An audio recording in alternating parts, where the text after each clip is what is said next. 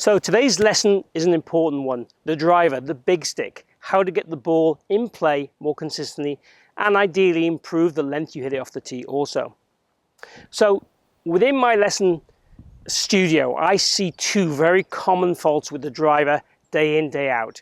People always make these mistakes with the driver, and it means contact is really inconsistent. It also means their ability to hit up on the golf ball and deliver a repeatable club face to the golf ball is nigh on impossible. So today I'm going to share with you two biggest faults and also how we can have some great feels and exercises to make a difference and change them straight away in your golf swing. Keep watching to learn how.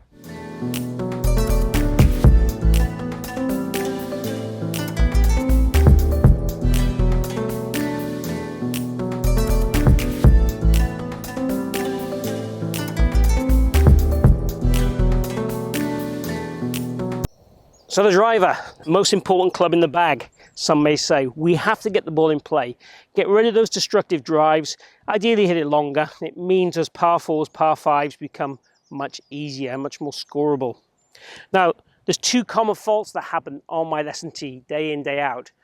One of them is in the backswing. Golfers tend to have a very, what I would call, flat or shallow shoulder turn. So this traditionally would be how the shoulders would want to pivot and tilt. When people get a driver in their hands, this starts to happen. The swing gets longer, the club gets more behind them as a consequence to that. But really it's more about how we can control the hand path in the golf swing. So if the shoulders get very shallow, the hand path will tend to get very deep very early.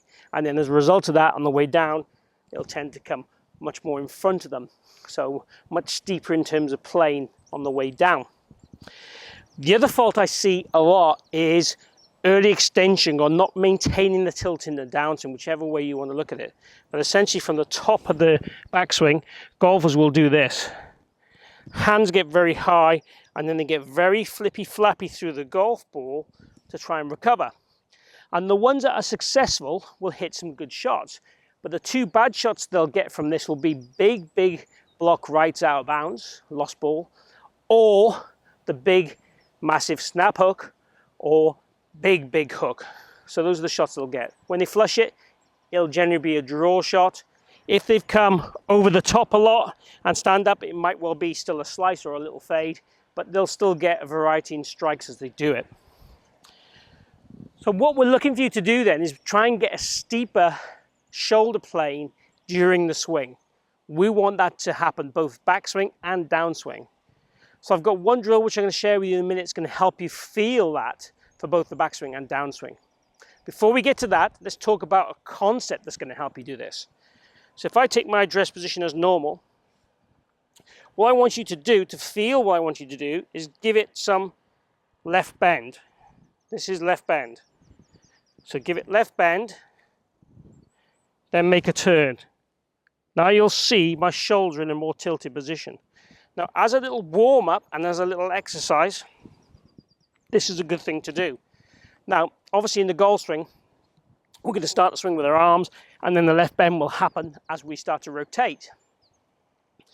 And they'll probably happen around about the same time. But as a one-off exercise, to left bend first, then rotate, will suddenly get you to feel as how we get this lead shoulder to go down more, and that'll help us steepen that plane. So we're going to hit one now, trying to do that very exercise, and I don't really care where the ball goes. This is not about that. This is all about feelings. So if I take my step to a golf ball as I would do normally with a driver, and again, I'm going to hover the club just because it's easier to left bend. So I'm going to hover the club, left bend, turn, and hit. And I said, I don't really care where the ball goes. It's all about feeling that sensation. Now, obviously, the downswing is going to be the opposite. It's going to be right bend and forward bend. If I do those two things, you'll see here I go more chest to the ground, my butt stays out, and it gives me that ability then to turn through the golf ball. That is what we're looking to achieve in the downswing. So just trying to feel that when we get to that transition, that we forward bend, so chest to the floor, is what we're looking for you to try and do. So as I said earlier, a great exercise for you to do would be what I call the mini-me driver. I'm going to walk you through that now. If you take your driver and grip it right at the bottom of the handle, so my fingers are almost on the shaft, Take your setup, take a slightly more exaggerated, tilted posture, so my chest is more to the ground. Now when I swing, I'm going to try and stay the same height, the same angles, keeping my butt out, and make a little swing. And nurse the ball down the fairway. Now that one's probably gone 180 yards or so. So it's relevant to your distance you'd hit it. I normally hit the driver about 280, so I'm taking about 100 yards off to do that. So you're going to take a lot of yardage off doing this exercise, but all we're trying to feel is staying in that posture all the way throughout the whole swing.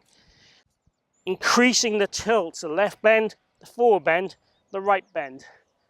That's what we're trying to do during the swing to make us more successful even, and control the shaft and the hand path throughout the golf swing. Again, the body going up, the hand path will go out. Then the wrists will arch to get the club on the ball. We want to feel these hands are in a deep position on the way down, circling around the body, ideally working the way back inside the shoulder joint as we go through the ball. That's what we're looking to do. So those two feels, stroke exercises, concepts will be how I practice with the driver. Then when you're on the golf course, maybe just try and have a simple concept of kind of left shoulder down, right shoulder down, and smash it. And see how that goes. Let me know as well down below how it goes and how it feels. So there you have it, the driver. How to smash the driver, how to be consistent with the driver, how to control that hand path with the driver is going to make you more consistent. Give these drills a go. Let me know down below in the comments box how you found them. Put any questions there also and any feedback on the video. I appreciate all that. If you've enjoyed the video, please like and share it. That really helps the channel. Also, if you haven't followed me already, please hit my logo and join me on my channel. Let me help you improve your golf. Lastly, thank you for joining me today at the Forest of Arden. Hope to see you back here real soon.